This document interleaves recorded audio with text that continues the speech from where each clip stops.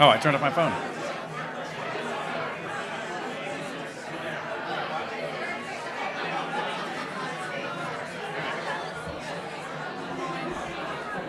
Good evening, everyone. Good evening, everyone. Let's all be seated. We have a packed house tonight. This is obviously a popular evening for good reason. So first of all, everyone, welcome to the Explorers Club. For those who don't know me, I'm Richard Garriott, the current president of the Explorers Club. By the way, I think I know pretty much everybody in this room. And to me, that is a real statement as to how many people that our membership is so excited about this night. Thank you all for being here for the launch of the book of the Explorers Club. So thank all of you for being here tonight. I am curious, is there anyone here tonight who is new to the Explorers Club? Anybody who has not been here before? You've not been here before? 1, 2. Oh, we have actually like a dozen. So there's actually a dozen of you that I don't know. So first of all, hello and welcome to all of you. In which case, I will give a little introduction to the club for the 12 of you who are new to the club. Which is, first of all, you all have a copy of the book. It's like you get a book and you get a book. You all have a copy of the book. So anything I've not covered, you will find in this book. But this club has been around for 120 years, and I would say any explorer worth their salt, starting from the heroic age where people were pushing those final dragons off the map of the earth. We're all members of this club, to all the modern explorers that are out bringing back the scientific data that we need to understand what to protect and how to protect it. They are all members of this club. And as my predecessor, Richard Weiss here, likes to say, at this lectern have been the greats from, folks who are still with us, from Dr. Sylvia Earle to, Ernest Shackleton and, the Jane Goodall, Buzz Aldrin, Neil Armstrong. You keep going. But Richard Garriott, yeah, exactly. Richard Weiss, yes, exactly. But anyway, if you haven't been here before, I hope you get a chance to come back here often. Our Monday night lectures and a lot of the other things, the events that we do here are, I think, just awesome times to be here, much less just hang out at the bar on a Friday night, which most of us know is also where the really great things happen. But I do need to make a couple of acknowledgments up front. One is, first of all, to Richard Weiss, my immediate predecessor, who, by the way, was the original visionary of this book project. So thank you, Richard, for your vision to help make this happen. Albert Lee. So Albert, also, thank you. You were the agent who made this happen, provided guidance along the way. Matt Inman, where are you hiding, Matt? Way in the back, Matt. Yes, he, along with his colleagues over at 10 Speed, saw our book's potential and helped us reach this moment of having this book out. But before we get started, before we introduce our panelists, I do have a sad responsibility this morning or this evening, in announcing the passing of one of our Explorers Club medalists and one of our only had been 2 surviving famous first recipients. The first explorer, Captain Don Walsh, who alongside Jacques Piccard were the first humans to reach the bottom of the deepest point in the ocean, the bottom of the Challenger Deep, which I myself had the opportunity to go visit with our most recent, one of our most recent Explorers Club medalists, Victor Vescovo, just 2 years ago. Don's legacy, for those of us who knew him, we held a tribute for Don just this last January, which I'm so glad we got a chance to do prior to his passing. But those of us who knew Don, most of us knew Don, know that he cast such an indelible shadow across the entire field of science and exploration.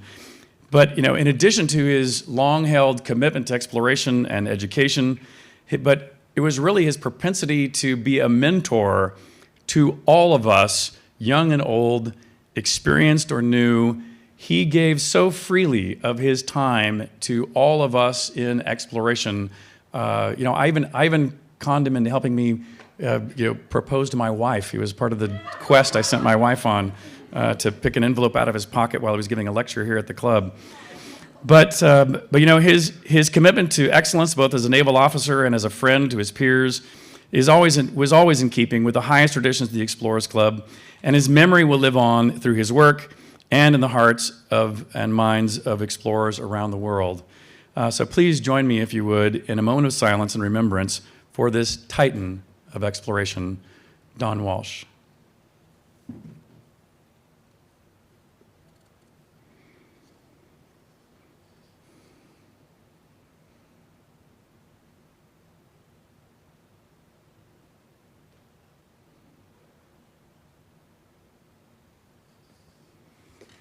Thank you very much. I appreciate it. I mean,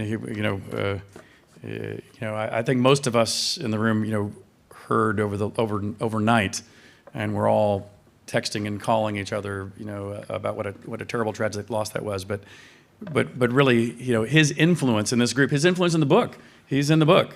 So that'll be a nice thing for us to reminisce about. Actually, is his participation right up to the end with all of us here. But let me jump in now. Let's introduce the panel on a happier note, or to shift gears, so to speak. First here nearest me is Jeff Wilser. Jeff is a journalist. He's the author of the new book. And this project, of course, would not have existed, much less succeeded, without you, Jeff. Thank you so much for being here with us tonight. Next to him, Emerald Nash. Emerald has been a fixture of this club for over 11 years in a wide variety of capacities. She currently is the director of grants, but she also helped manage this whole project from the club side and did a ton of the research and digging and organization to help Jeff get the data he needed to pull this off. I would be lost without her. But we also have a few of the people who have been featured, shall we say, in the book. First of which is Dr. Nina Lanza. Nina is a team lead for the space and planetary exploration at the Space and Remote Sensing, ISR2, at Los Alamos National Laboratory. She was a principal investigator in the Kim Count instruments. It's up there on the Curiosity rover that is apparently now on the other side of the sun, so you're having a hard time communicating with it because your subspace radios aren't working. And exactly, so you get a little break. But and you're now working on Artemis. Is that correct? All right. And by the way, she's also been with us at GLEX, and she's been a regular front person for us, which we're very thankful for. Thank you for being with us. Next to her is J.R. Harris. J.R. has been a member of the Explorer Club for 30 years. He's an author, a speaker. He actually had his own book come out not long ago. We actually did a book launch with him not too long ago. And he's a lifelong wilderness trekker. And we're going to get into that a little bit later today, too. You know, when you meet other people at the club, you usually have two reactions. One is, damn, I wish I could go with you on your trips. Or you go, damn, I am never going with you on one of your trips. And JR is one of these people that goes and does things, and I'm going like, I just couldn't do that. And he goes off literally on his own on unplanned solo treks in dangerous places, just gets dropped off on one side of a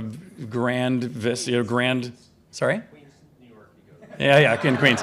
And then he spends, weeks on his own traversing and finds his way out on the other side. I mean, it's just something I don't think I could bring myself to do. So thank you, JR, for being here. And finally, one of my favorite explorers and great personal friend, Justin Fornall. I know him as the Baron, filmmaker, writer, and explorer. His fieldwork focuses on vanishing cultures and traditions in crisis zones. I think you were just in Iraq, if I remember. Yes, speaking of crisis zones. But studying rituals and ancient textiles. And in a minute, I'm going to ask you about your clothing tonight, because by the way, those of you who know me, you know I love to dress up at ECAD, in all kinds of both traditional and fanciful interpretations. But I'm telling you, the first day I met this guy, I was like, I thought I was doing it up right. And we were like, damn, I have been shown up like hardcore when I met him. So he's what I aspire to be like when I, not exactly grow up, but figure out who I am. Okay. But in addition to the people that we have here on our panel, there's countless other members and fellows who were helping us out with this project, some of which we actually hoped could be here with us but couldn't make it. But we do have some video messages from a couple of the people who we hope to be here who couldn't be here with us. So cue it up, roll the three that we have there, guys. Hi, everyone. Greetings from the Pacific Ocean. I'm Dr. Sian Proctor, and I was the mission pilot for Inspiration 4, the first all-civilian mission to orbit. And I wish I could be there to celebrate the launch of the book. But as you can see, I'm here at sea on a research vessel. And I'm so honored to be a part of this book and everything that it represents. Being an explorer has meant the world to me. Being part of the Explorers Club has changed my life. And to celebrate and help kick off this, I want to read a new poem that I wrote here at sea. And it's called Grateful Voyager. A grateful voyager in a sea of unknown, the human destiny they get to own. An unexplainable calling welling from within, propelling their narrative to finally begin. The privilege is there for them to grasp, breaking away history's shackled clasp. opportunity to expand beyond the bend, sending them on an enlightened trend. An alien traversing upon foreign space, a traveler's soul filled with the native grace, alone to discover humanity's new frontiers, to overcome the barriers and conquer our fears. The intrepid explorer clears the way to new frontiers, enabling the rest of us to stay. Thank you and have a great evening.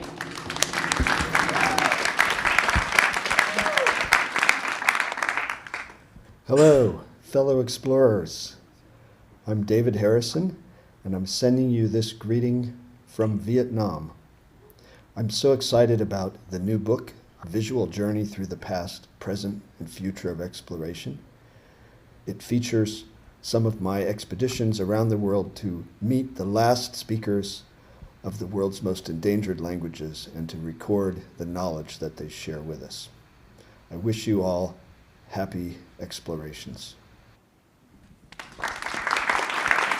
Hello everyone at the Explorers Club and esteemed guests. My name is Mario Rigby. I'm an eco-explorer and I'm thrilled to join you virtually for the launch of our much anticipated book. While I wish I could be there in person, the spirit of my adventure and discovery is with you all as we celebrate this milestone. This book is a testament to the spirit of exploration that unites us all. It captures not just the thrilling expeditions, but the camaraderie and the relentless curiosity that propels us forward. I can't wait for you to experience the incredible stories that have been so beautifully put together. Enjoy the journey that awaits within its pages. Safe travels and happy explorations.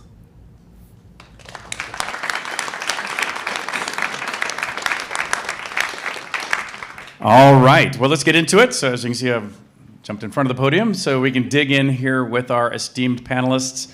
If I can kick off with a question for you two, Jeff and Emerald. Summarizing this club is hard to do. We have people to walk through the front doors going like, explorers, are there still explorers in the world? What do they do now?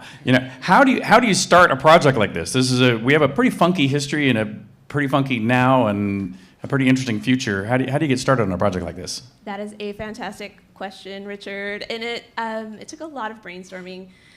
But I like to talk a lot about our friends at the Polynesian Voyaging Society. Jeff is probably sick of hearing me talk about it. But one of the things I hear them say a lot is that in order to know where you're going, you have to know where you've been. It's a principle that they use in navigation, but I think applies to a lot of things in life, including this book. So for me, it was about sitting back, taking stock of our history, and thinking about our goals, our mission, and how those two things align, essentially. So taking the time to think about how those two things connect was really important for me. But then also, as Richard said, one of the questions I get more than anything is, what is the Explorers Club? And it's not a simple question to answer, but I think this book does that. So, did you?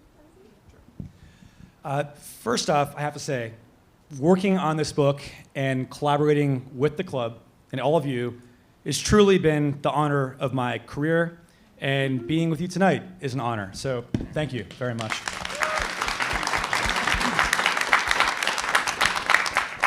And to your question, yeah, it's a big history.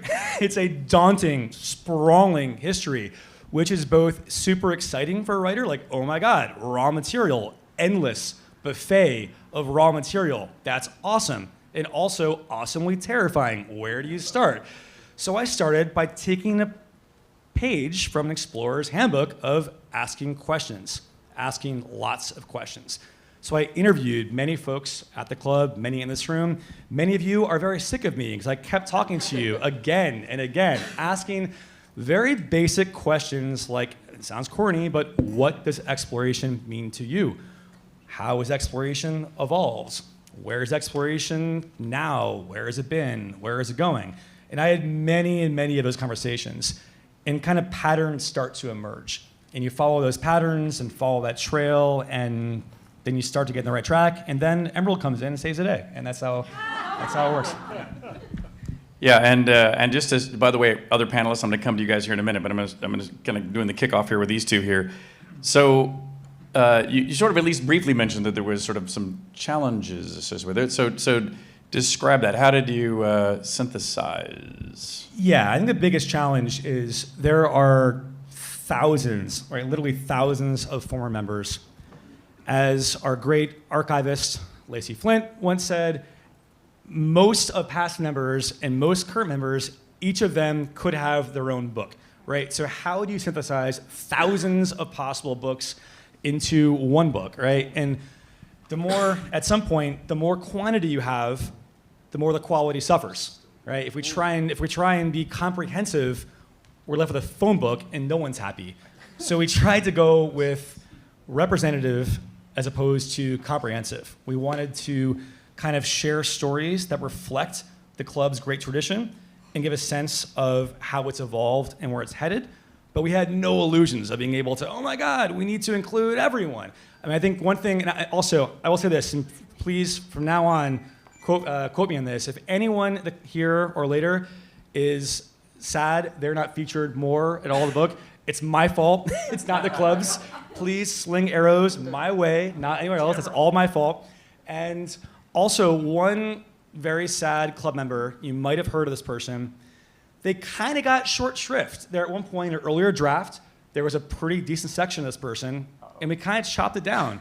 That very obscure club member is Teddy Roosevelt, who is now just a parenthetical in the book. So if anyone's story is not featured in the book, you're in very good company, because even Teddy Roosevelt was not that prominent in the book. That is really hilarious.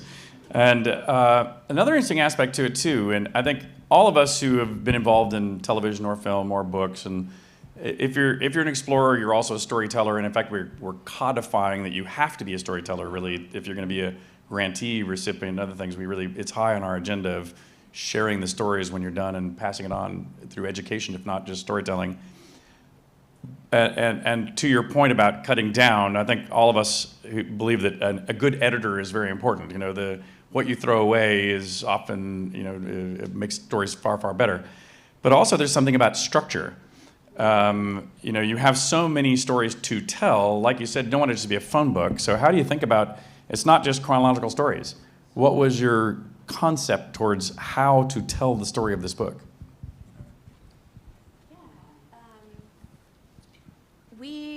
We had a lot of different thoughts about how to get into the structure of this. We thought about starting with our famous firsts, but that seemed like a pretty predictable place to start. So after a lot of brainstorming, we landed on this sort of past, present, future format with the help of our amazing editor, Matt Damon. Woo! And I think that works really well with our history and with our very unique organization. Yeah, as a fun Easter egg for those who are curious, at one point we structured this, or thought about structuring it, in the classic land, sea, air, and space. And we actually went down that path for a minute, and we thought, okay, there was a prior book that worked in that domain, that structure, and we realized it didn't really seem that authentic to how folks at the club currently see exploration. Like, I don't know how often on the Friday Frolics folks say, hey, are you a land person or an air person? Right? It just didn't seem like the way things work today. Exactly.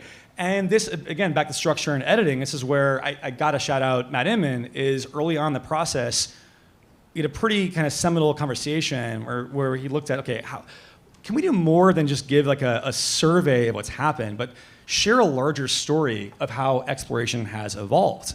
And what we really want to do with the book is give a sense of not just share some great stories, and there are great stories, obviously, in the club's history, but share the more macro story of how exploration has evolved over time, to share that arc. And the way the book is structured now, well, and forever, I guess, is starting with the era of, as Richard mentioned, kind of chasing, back to John Glenn shout out here, pushing the dragons off the map, right? When the club was founded, there was still the unknown north, and who knows what's in the north? Could be some mysterious dragons, exactly. So back then, all about kind of being first and filling out the known world.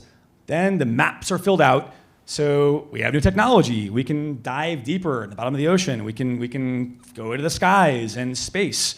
And then the third era, as Richards and the presidents have referred to as the golden era of exploration, we're really embracing curiosity and action, and also instilling the sense in all of us that we all have that drive to explore. And the book is really meant in this arc toward being inclusive about how we can all ask questions and be more curious and explore. That's kind of the spine of the book, as opposed to just like stories 1 through 37. We will tell these stories now.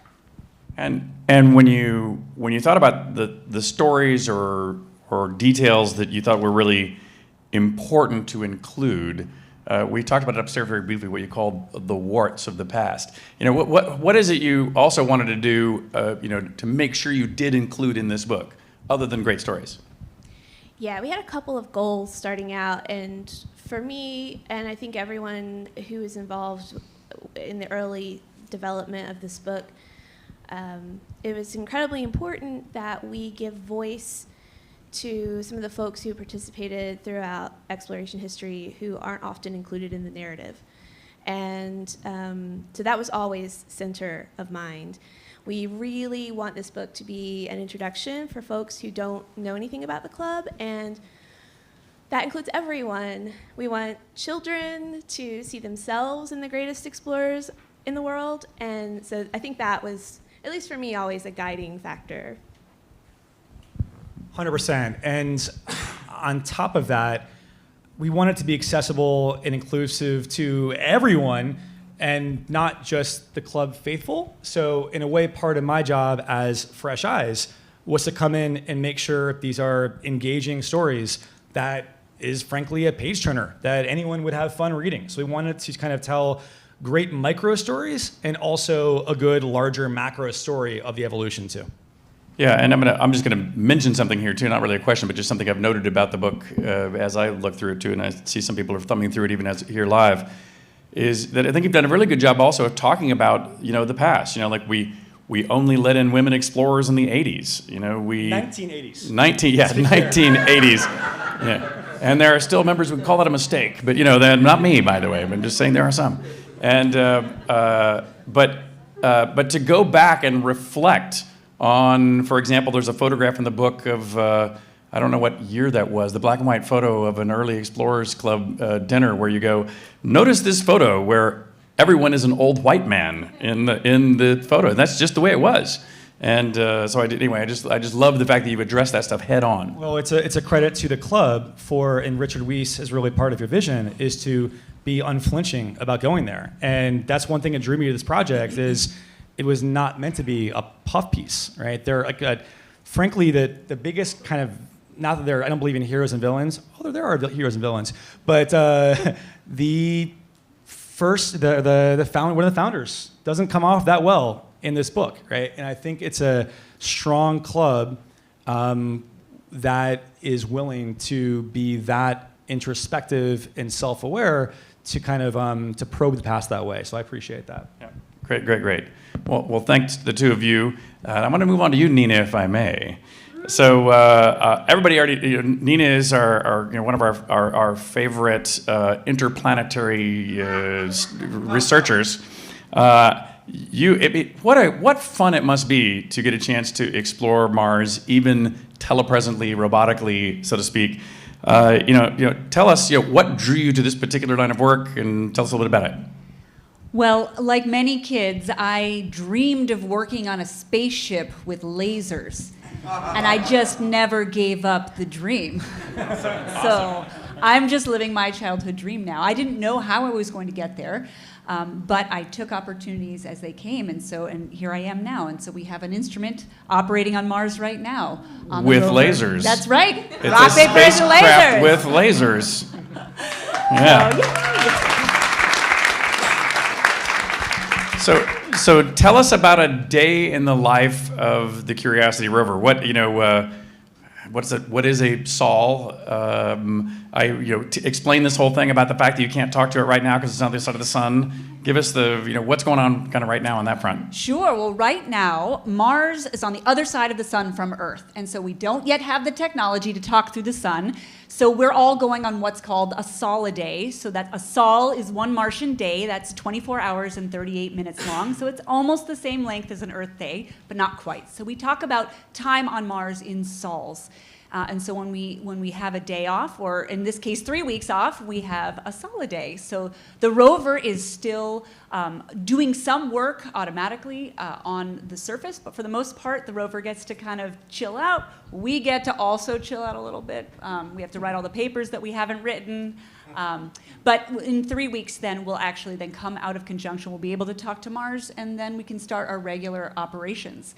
And so a regular day would be, we would first see what is the downlink like. So the previous plan would have gotten data. So we'd have to look at those data and say, what does it mean? Is there something here that is decisional? Will it make a decision for us about what we're going to do next? And then we have to make the plan for the next sol. What's the comms time, Earth, Mars? So it depends where you are. So it's between coming into view from the other side of the sun? Yes, it'll be about 20 minutes. But we don't operate in real time. I know. I was really hoping that a rover would be like the captain's wheel and we'd be driving it. But no. We do this semi-autonomously. So what we do is we actually send a plan to Mars, and then the rover will actually execute that plan and then tell us where we made mistakes, and then give us this downlink. So we uplink a plan, we get to go to sleep. Then the rover does the work, and then we get the downlink and figure out what to do next. But when it has data. First of all, it's had to concatenate that data to a file to send to you. Then it takes 20 minutes at light speed to reach you. Then you have to actually read it to make some decisions. That can't be instantaneous. That's got to be hours or a day of work. But you also don't want the rover just sitting there doing nothing. So you have to be a day ahead or something like that? Or how do you can't wait it can't be sitting there waiting for you. No, we try not to waste any time, of course. I think I calculated it costs about, at this point, maybe $800,000 a day to operate this rover. That's amortized over time. It actually gets better. It used to be $1 million a day.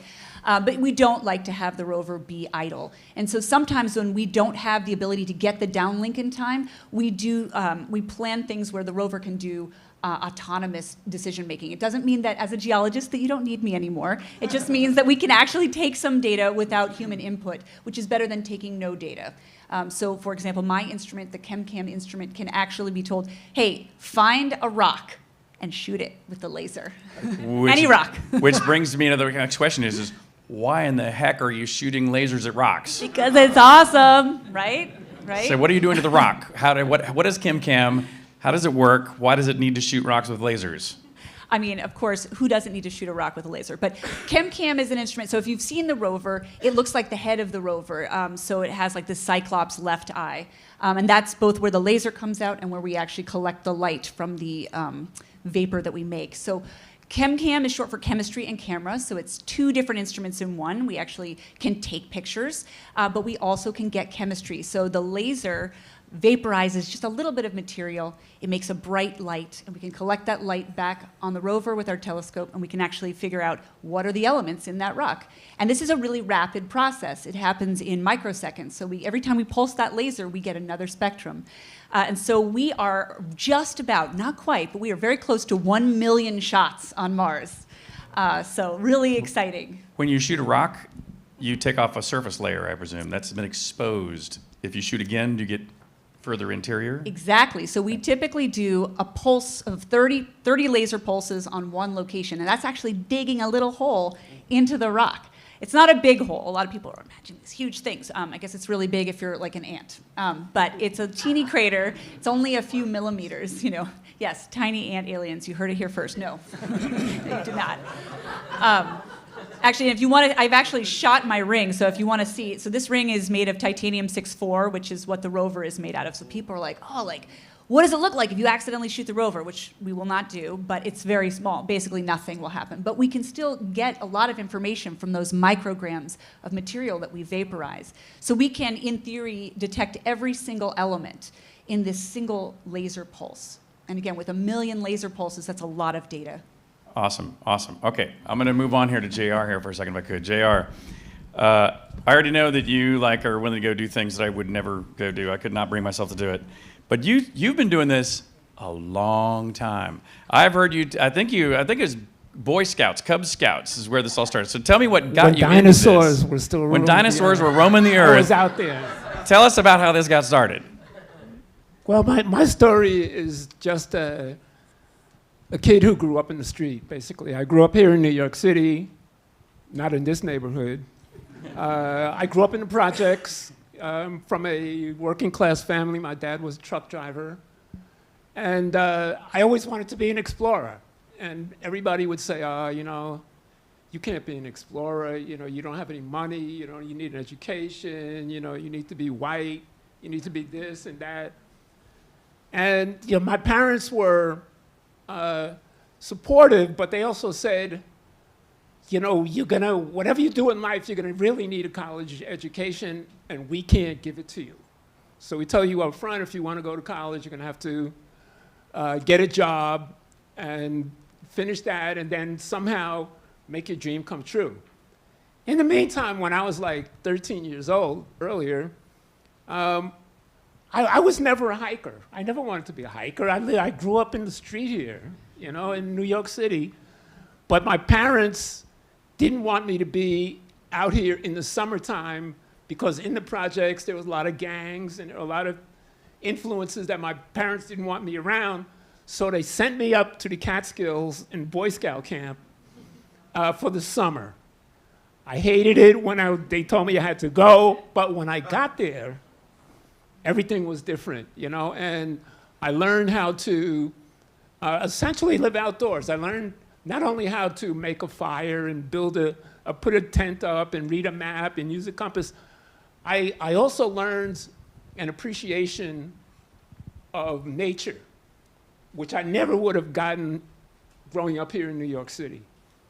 And so I did like to hike because I discovered that the pace of hiking was perfect for me. It was fast enough that I could cover some miles, but it was slow enough that I could appreciate what I was looking at and what I was experiencing.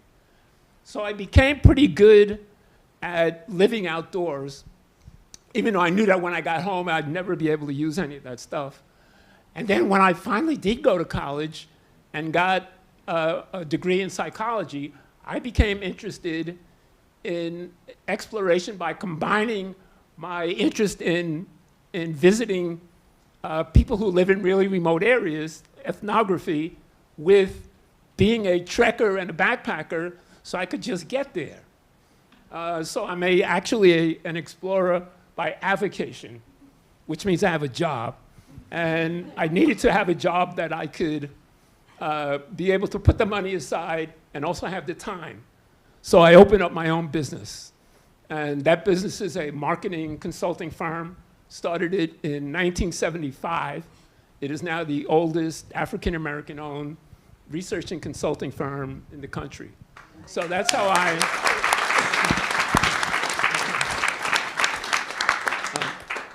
but I've always been a hiker. I love walking.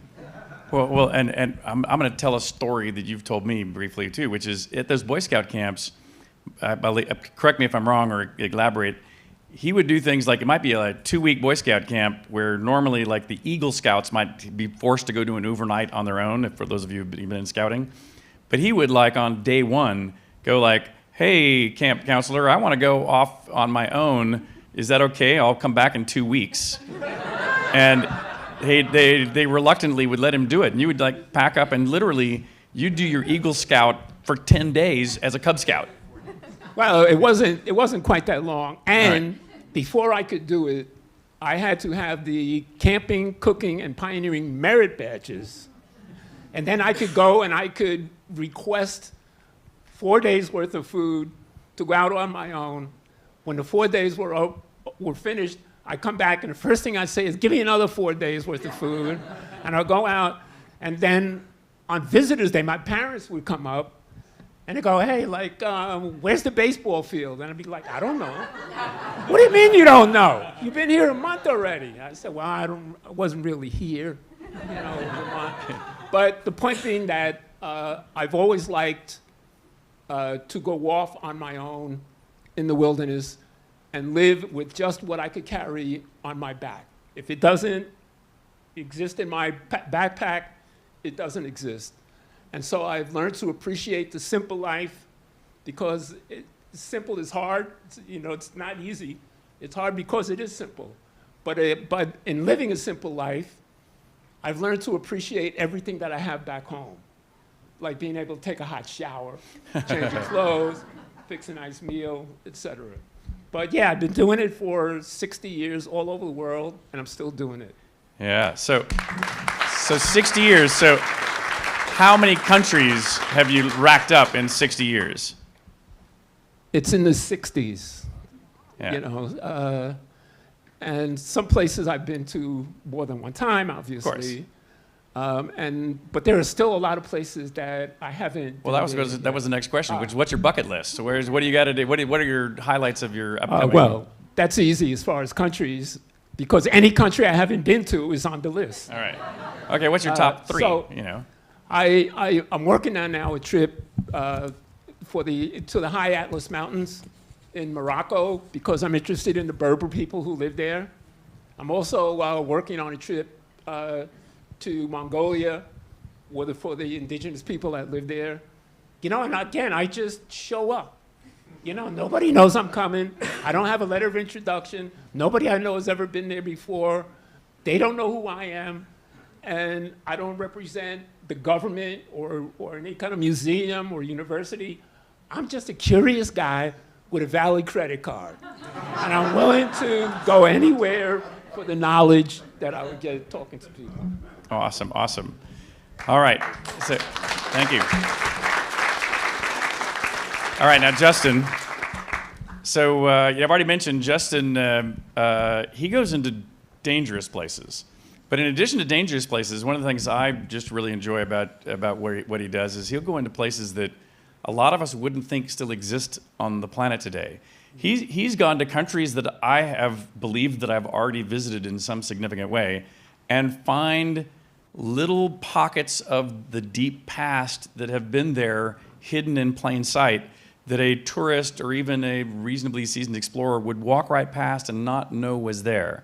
And he does it through, at least I believe you do it through like extensive research and long-held connections. So tell us a little bit about your type of work, Sure. where you like to go, and what you like to bring back. Sure. Well, thank you, everyone, and thank you to the panelists. It's great to be here. Well, one thing that's truly at the center of my passion in terms of exploration is I really believe it's where academia and athleticism kind of intersect. And you're going out into the field and you're trying to bring back some information that may not been recorded in the written word for the last 100 years. And so a few years ago, I started an organization called the History, Arts, and Science Action Network, which focuses specifically on vanishing cultural traditions with a hyper-focus on crisis zones and conflict, areas recovering from conflict. And the reason this is such a passion is because if you look at places such as Iraq, Somalia, Afghanistan, a lot of things you're going to read are only going to be really about the conflict and not about the rich history that not only exists there, but that is still there today. But because of ongoing years of conflict, things are vanishing at an accelerated rate. And so, we're talking about textiles and recipes and ancient ways of making shoes and ancient ways of creating perfume. And in a lot of cases, these were the first places where these things were done on the planet.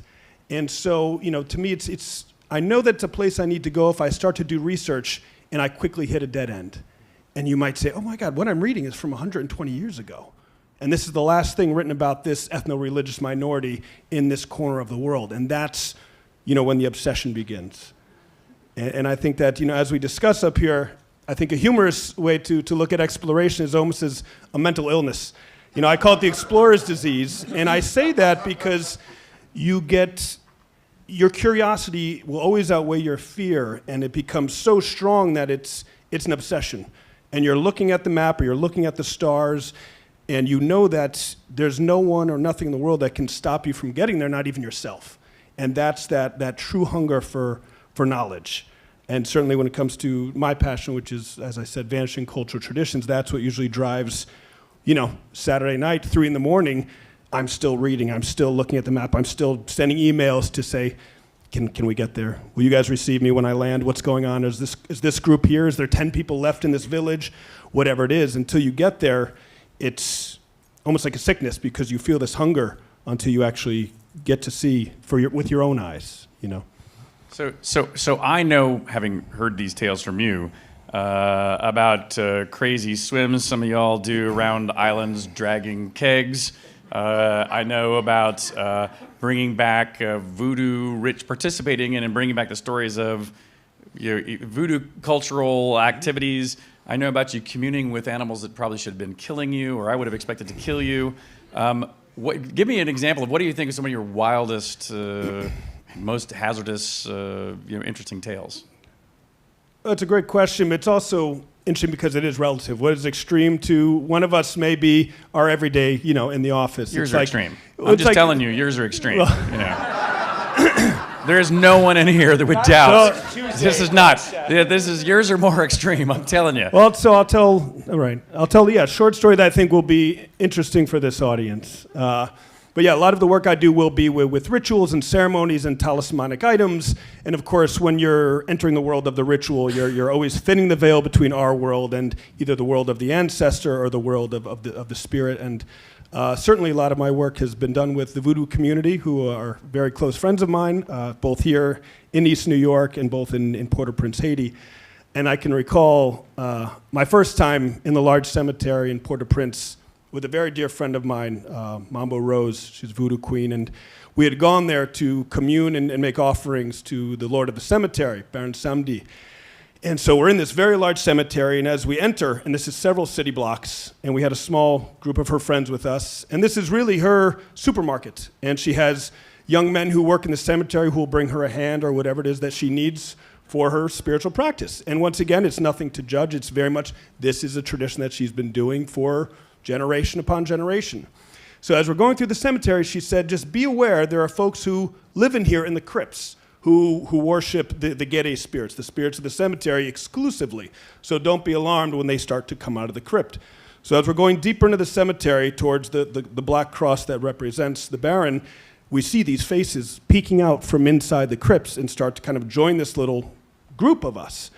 And as we get to where we're going to make the offering to the Baron, she sits us down and we're starting to eat and have some drinks, and she takes out a human skull and fills it with clarine, this moonshine. And so we're passing around the skull, and as we're passing it, she says, would you like to have a piece of the skull? And I said, well, in what way? So she breaks off a small, almost like a communion wafer of the back of the skull and hands it to me. So we're sitting down and we're drinking and people are smoking cigars and we're, and some of the people are starting to do these chants, kind of calling the spirit, summoning the spirit. So I'm just mindlessly kind of, tuning out and taking, as you want to, absorb all this energy and take it in and just nibbling on these small pieces of skull. And after a minute, she looks over at me. She's like, well, don't eat any more of the skull. And I said, oh my God, did I break some kind of etiquette here? Is something going to happen? And she goes, well, I don't want you eating my entire skull. So I said, I'm sorry. So, you always want to be a good guest. So she hands me this gourd. So anything done within the ritual is usually done in an ancient way. So this bowl is actually made from a large calabash gourd. And the food that this spirit likes is salted fish with hot peppers, Scotch bonnet peppers, and oil. So my next thing is I'm going to put this down next to the grave as an offering and say, we're bringing an offering, Baron. This is what we're bringing to you. Now, at this point, the gentleman who's living in the cemetery climbs up on top of one of the crypts and is cracking a whip at the sky to keep the spirits from riding me. And you'd call it a houndsis. It would ride me. I'd be the horse, and the spirit would come into me.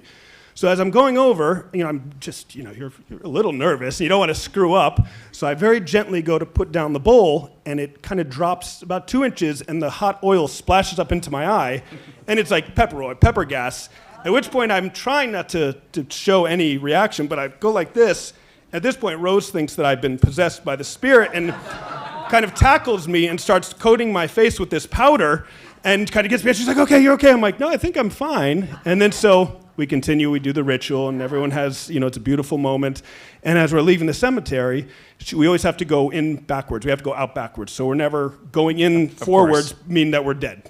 So as we leave the cemetery, and I said to Rose, that was amazing. Thank you for bringing me to that. What was the powder you put on my face? And she looked at me and she said, I've shown all I can show you, and I've told you what I can tell you.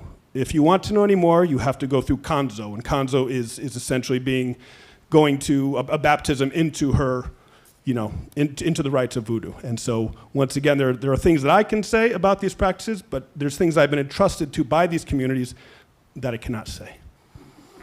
Now, who else has a story like that one?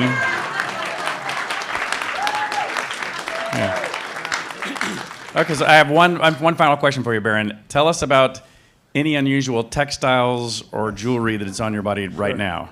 Well, the true passion, I know a lot of other people in this room as well, is ancient textile making techniques and ancient dyeing techniques. Because if you can imagine, if this was over 100 years ago, everything you're wearing tonight would have been something natural. And all the colors you are wearing would have come from something that was not created synthetically in a factory. Might have been from an insect, might have been from plant bark, may have been from an animal or fermented fruit. So this outfit in particular, whenever I can wear something that can be an educational tool, I do it. And this piece in particular was something I was very excited to have created. We did an expedition to northern Greenland this last summer, and there's a few ancient polar high Arctic textiles that are really on the verge of disappearing. And one of these is called gut cloth. So this would be a sea mammal intestine that would have been done to make really the world's first windbreakers. And there's been comparisons with this material to Gore-Tex, even today, that if you were going out as a hunter, you would have a full parka made of gut. This is also an ancient Inuit or ancient Inuit textile. This is a salmon skin or Arctic char skin that has been made into a leather. The body of this is actually from Mali, and this is Bogolafini, or mud cloth. So if you can see these colors here, this would be a quartz-woven cotton that would have been dyed with a fermented mud from the Niger River. And finally, these shoulder pads, which, funny enough, are becoming quite in vogue right now, is actually vegan leather, which is an ancient Romanian cloth made from the amadou, from the mushrooms, which was actually what Otzi the Iceman had in his pack as a fire starter, as a tinder fungus. So it's just fun to be able to take things from the field and to put them together so that you may inspire someone else to say, you know what, I really need to get into mushroom cloth. Yeah, I am so glad I asked that question. So Jeff, how in the hell, what is the big, capturing and refining these stories into a book, dude, that's hard. I think we can see the challenge here. Like, who else wants to hear more of these stories, right? Like, but as I was interviewing everyone here in this panel, and many of you and many explorers across the world, I'm just like, for hours and hours hearing these incredible stories. Not all that extreme, Justin. That's next level right there. But I'm just scribbling notes. I'm like, okay, this is amazing. This is amazing. Keep going. And I got all this incredible material. And this is a lovely book, but we can't fit like Justin's full story in here, Nina's full story, JR's full story in here, right? So the curation was tough, and having to whittle down is tough. Like, I would have loved to hear more and more and more. So that was the biggest challenge, is there's just so much freaking great content here in this club. There's so many great stories, but did our best to kind of do the stories justice, and happily we'll be sharing some more stories in the future, and we'll get into that. Oh, we'll come back to that. We will. We'll end on that one. But I want to ask our three explorer interviewees, when you think about exploring in the 21st century that we're now in, I mean, it would be easy for somebody to say, space is, I'd like that one, space is the 21st century. But I know the 21st century explorer means a lot more than that. I mean, you're all doing exploration now. You're doing very different exploration. So what does exploring in this modern time mean to each of the three of you? Well, Nina, you start. Sure, I'll start. I think, it's following your curiosity. I think we've heard that here. We all were interested in something and just didn't let it go. and just kept pulling that thread. So to me, it's really learning, being open to learn about your world. And that can be, literally this planet. This can be the people who live on it. This could be the life that's on this planet. It could be somewhere else, like Mars. But I think, to me, exploration is all about, maintaining your curiosity that you had. We all are born explorers as children, and why do we give it up? I don't know why. We shouldn't. That to me that's why I do this. This is what I've been, this following my interest and curiosity. And I feel like that I've heard this too from you all, but I'm sure you have your own answers. Yeah, JR, what's your, can you add to that? Oh yeah, I think that when I think about a 21st century explorer, in a way, I don't really see that much difference between an explorer 1,000 years ago. It was all about curiosity, and you mix in a little bit of adventure and a little bit of excitement and the desire to learn something, stir it around, and you got an explorer. Yeah. So I think that, in this club, we are committed to preserving the instinct to explore. And it's that same instinct to me that's been around for as long as humans have been exploring. So I see that the world is different now. The exposure, the things that people are concerned with now in terms of exploration, it might be a little bit different, but in the essence, deep down, I think we're all explorers the same way we always were. Yeah. Justin, you want to add? Absolutely.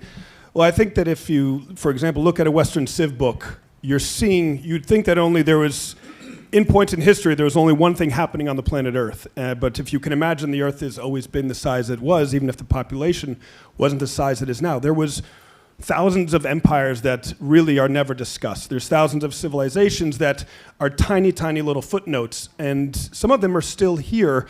And I think we're at a really unique crossroads when a lot of these things are only surviving by oral tradition.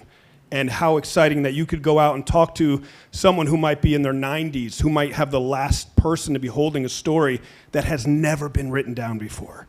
And that's what, to me, I think is exciting for everyone in this room, is that, right now in Mauritania, there's several libraries that are in remote areas deep in the desert that they've accepted they're going to be buried by sand, and there's no plans to move those books out or record them. So if you think about things like that happening across the world, things that are written on bark, things that will be gone, I think it's a really exciting time to not only go out and try and record these things and keep them in the permanent record, but also let the people who they are their stories, let them tell it for themselves, as opposed to just coming in from the outside and saying, I'm going to look at this and tell my version of it. Just record their voice, let it be heard, and there you are, continue to contribute to human knowledge. Yeah, hear, hear.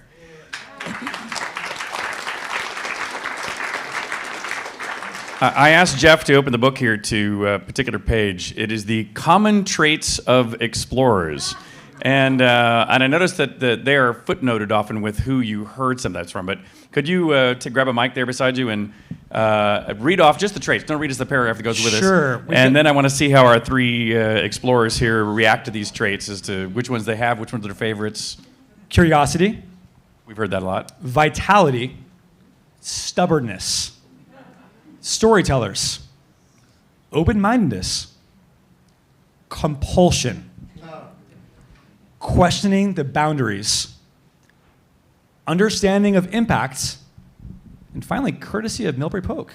Being a human. Yeah. So do you want to comment on any of those traits as to which ones, beyond curiosity? We already got your curiosity down. We got that one well. We all said that one. JR, you got a mic? Yeah. Here's a mic. No, I would add knowing who you are yourself if you want to explore. Because when you're out on an expedition, one of the things I've learned is who I am. And so I think that's one thing. And another one that comes to mind is having and maintaining a positive attitude. Things don't always go well, and we don't always know what's going to happen. But I think it's essential that we be able to hold it together and keep a positive attitude and stay focused on who we are and what we're doing. Well, I think two things that are at the center of, certainly say what is the career of an explorer, but when we talk about the spirit of an explorer, I really think of two things. And one is always being curious, even at a moment's notice. It is not something that has to carry prestige or carry, a thesis. It's, hey guys, I just found an entrance to the New York sewers, and I think there's a ballroom down there. And it's like, you'll see in the room on a Friday night who's about it and who's just about hanging around and talking about it. Hey, I heard there were some mammoth bones dumped in the East River. Let's put together a Absolutely. flag expedition. Well, to me, that's when you see who a true explorer is. It's like, oh, there's something on the menu that none of us have heard of. We can all hop in a taxi right now and go check it out. That is when you really see who's just eyes light up at whatever that new experience is, or that new adventure, or that new piece of information. And I think the other thing that's central to it is the ability to adapt. If you're as comfortable sleeping on the ground of the jungle as you are in a 5-star hotel, or you're happy just, eating an animal that was, just killed as you are eating, something at a fine restaurant. It's that ability to adapt and be comfortable and skulls. Yeah, and skulls. But certainly, yeah, being comfortable, being uncomfortable, and being able to adapt. I think that's what most of us look for in mates, people we would bring on expedition. Nina? Well, I kind of resonated with the stubbornness one, and I think it's because you really have to be willing to go out and figure out what is actually true. I think changing our understanding of the world is not something that comes easily, and a lot of times you are breaking up, the known facts, right? Everybody knows that Mars was this way, so what you're doing is wrong. But sometimes we learn new things. And you have to be very stubborn if you're going to say, no, look, I think I'm right, and I'm going to spend a lot of time to show you that. It's going to take a lot of effort, and you can't give up easily. Because again, changing the world is not easy, but it's totally worth it. So I think a lot of folks here have had to be very stubborn to be able. I'm not trying to look at you guys, not accusing you, but there have been times. You already volunteered about yourself. We know it's all right. No, I just think it's really important, just because that is what keeps you going, and it's not easy all the time. But to me, like that, my extreme stubbornness, I might say, has actually led to a lot of the discoveries that I've been able to contribute to. Yeah, I agree. That's awesome. And Emerald, I want to wrap up with you. I'm going to let everybody here. I'm going to take at least 3 questions from the audience here in just a minute. But I want to give Emerald, you've been one of the longest-term staffers here at the club. So you've had a chance to interact with all the people in this room and on the panel for a long time. That's one of the reasons I think you were essential to help manage this book into existence. What do you think about Explorers? What do you think about the book? Just going to give you the final comment before we open up to public questions. Wow, thank you, Richard. I think that every member of this club blows my mind every day. As you said, I've been here for a long time, and I've seen so many incredible things take place purely because this is a club filled with people following their dreams, as you mentioned, Nina, and it's so incredibly inspiring. So I think the fact that we have finally a volume that captures some of this is just amazing. And I'm so grateful to all of our panelists for joining us and sharing their stories, and to Jeff for making these incredible words. I can't wait for you all to read it. But yeah, it's really been an honor to hear all of these stories in depth, because when you're sitting behind a desk, you see things go across, you see, oh, Justin's got a flag application in, or, but then to hear the stories, to hear what really happens in the field is just incredibly exciting. So I'll leave it at that, but thank you so awesome. much. Thank you, Emerald. And my last little note here is one of, I think, particular excitement also that we were talking about a little bit ahead of time, which is I am thrilled to be able to announce here that there is going to be an Explorers Club Book 2. And so Jeff, what are sadly we have a couple of spies in the room who might not want you to tell us all the details, but what can you tell us about Book 2? So embargoed, so to speak. So not super much we can share, but I can say that it will largely have a spirit of hearing stories and tales and letters from the edge. And the edge could mean the edge of the world, the edge of a cliff, the edge of consciousness, but still kind of still in the early stages, early days. But we're super excited about this next project. And also, I will likely, you again might hate me again, because I will soon be wanting to speak to many of you in this room about tell me your stories. I want to hear your stories. So that will be happening in the future, so stay tuned. All right, so thank you. Book 2. You heard it here first. So I'll take 3 questions, at least, from the audience. And if you would raise your hand if you have a question.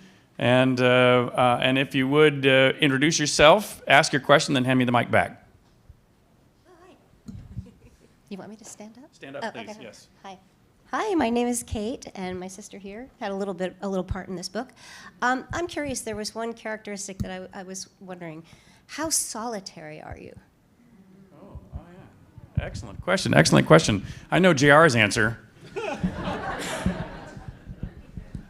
Yeah, it's really easy. But, I'm not antisocial. I'm not misanthropic. I don't hate people. But, if I can grab, a couple of weeks by myself in the middle of nowhere, that's real cool with me. It's totally fine. And I will agree. You are actually very social around the club. You're here all the time. You're very generous with your time and your stories, and they're great to hear. But yeah, I just couldn't do that solo stuff into these dangerous places like you do. Anybody else, solo or team? Well, so I'm probably on the other end. I would say I'm like 3 standard deviations out on the extrovert scale, and I learned that in Antarctica when I was with a team of 7 other people, and I was like, man, I want to talk to all of you, and my tent mate's like, get out. And so I think I learned that it was something that I actually get a lot from my interactions with people, and when those go away, it's actually really challenging. And the way that I solved that problem is I decided I was going to interview every person on that trip. So I was the official blogger. We had a satellite phone that was go one way, and I would put this out on the internet.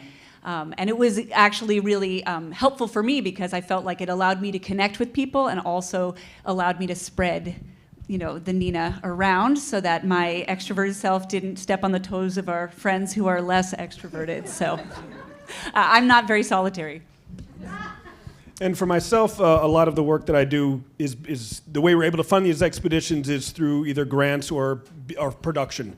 So as much as I do enjoy moving without a camera, moving very quietly because people are much more open to just a pad and a pen, certainly we do usually have deliverables, which will mean that I have to have at least a 1 to 2 person team. Certainly when we're moving through hot zones or crisis zones, it's easier to be really lean and have more local people than have outsiders. So whenever we can have all local film team, that always makes things a lot easier to move if there's only one outside face who's coming into town. But certainly it's great being out with friends. It's great being with people in the field. We did a very large expedition to Oaxaca where I think there was 8 to 10 of us.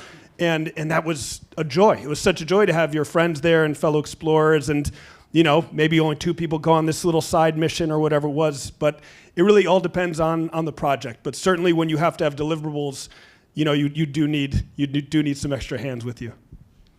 I'm very solitary. On a more serious note, if I could real quick, one theme I didn't mention that's super important, a theme of the book about exploration, how it's evolved, is a renewed focus on collaboration and teamwork.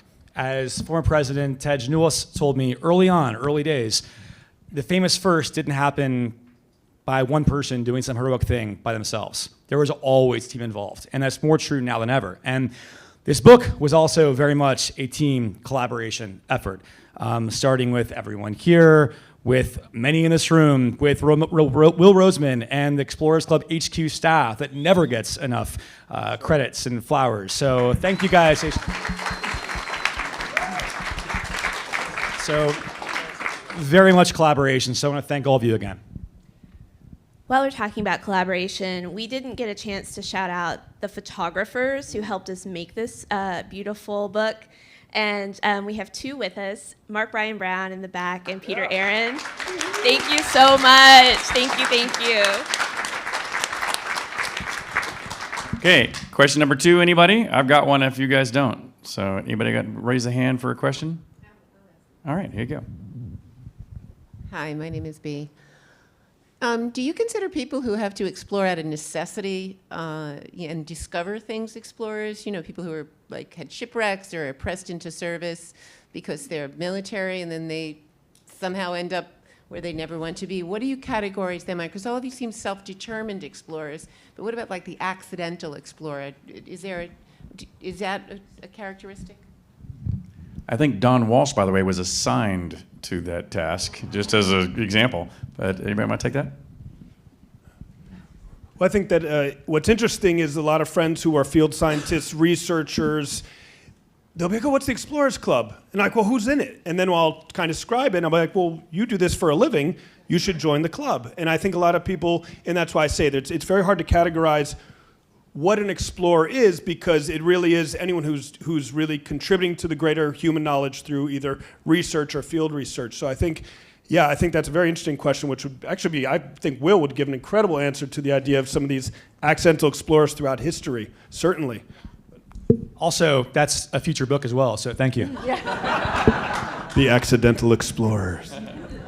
So I'm going to actually I'm going to take the final question then here before we break up, and I don't know if the drinks and things are still open in the other room or not. They are? All right, good. Which is something, Justin, actually on the end of the first question, something you mentioned was getting the projects funded and therefore having some responsibilities to bring stuff back because those funders are buying something.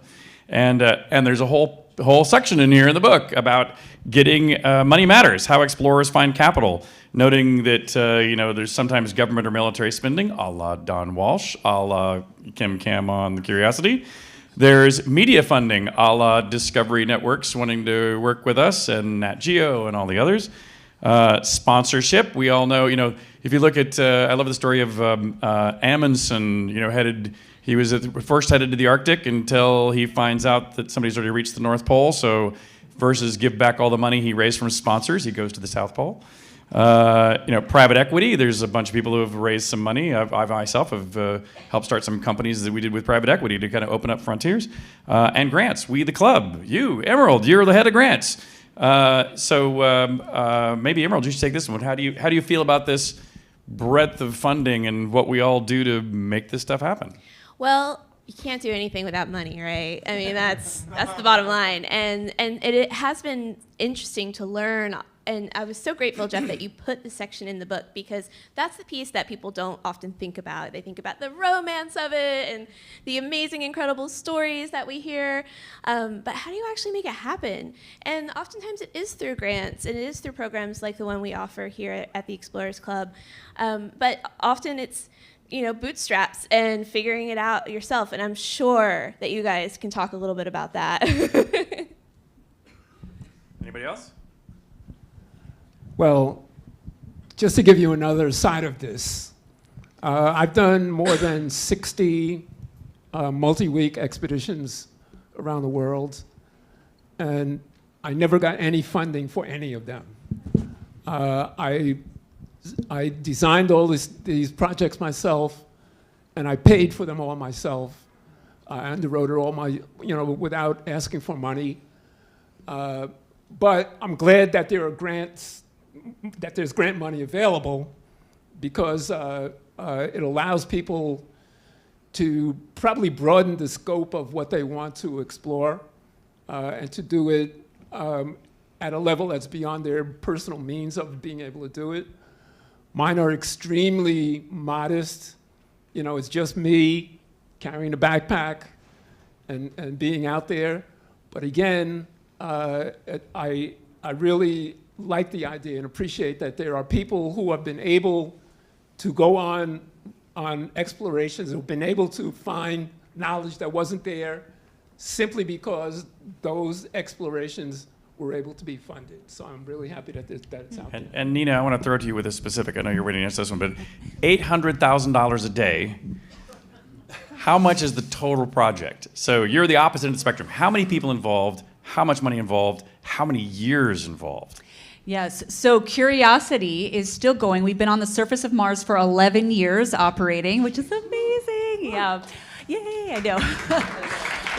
But the project started well before then. I think the project was funded, so the call went out from NASA in 2004, the selection was in 2005, and then the construction of the instrument started in 2006. So that's a long time. When did you join it? So I joined in 2006. So before the instrument was built. I'm actually the second PI. I started on this project right at the beginning as a graduate student. And I kept working on it, and here I am. I'm now the principal investigator, which is crazy. It's like a one-project career. That's right. To be fair, I do other things too, but this is my right. first love. Yeah. Okay. But it is, we are reliant on tax dollars, so thank you for making this possible. And we also have international partners. So our instrument was built in collaboration with the French space agency, CNES. So half of my team is actually in France. And so France put in a huge amount of their resources, their total resources for space exploration into this instrument, and they still continue to do so to this day. So really, we're talking about collaboration. These are things that don't happen by individuals. This is something that only can happen when we come together, and we really have to invest in that. So, of course, again, thank you for your continued support with your tax dollars. Sorry. If you don't mind, I just want to say Please, too, because I also have received funding from the club. I was one of the recipients of the Explorers Club Discovery Expedition Grant, which made it possible for me to go with a team of people to the Arctic to be able to make some really important measurements. So I would have loved to have gone by myself, but unfortunately I went to the world's largest uninhabited island, and I needed to charter some planes. It's really hard to get there. You can't walk there, not easily at least, I guess in the winter maybe. So I'm really grateful to the club for supporting that research. That just wouldn't have been possible otherwise. So yeah, thank you. So Jeff, I'm gonna let you close it out. You can close it out. So Jeff gets the last word. Well, when books are launched, book authors have one legally obligated thing to say and ask. And getting back to the club, there's I think a misconception. Probably many of you in this room have heard it of. Is it a secret club? Like, obviously, it's not a secret club, even though sometimes in the press it's written that way. We also don't want this to be a secret book, right? So if everyone, as crass as it is for me to ask this, feel free to tell your friends about it, share it widely, share it on social media, share it on Amazon, wherever. Share it far and wide. So that really does make a difference in the early stage especially. So I had to ask that super obnoxious question. Thank you for indulging that. But more importantly, thank you again. This club, I'm trying not to get sentimental here, but in the 2 years I spent on working with you, working on this book, this club is important. You are all important. The club is important to the world. The club has done and is doing important science and research that is truly like moving humanity forward. So it has been an absolute honor and truly like the stakes here of what the club is doing. I view the stakes are really high, and I have so much respect for everything everyone in this room is doing and continues to do. So thank you all again. I so appreciate it.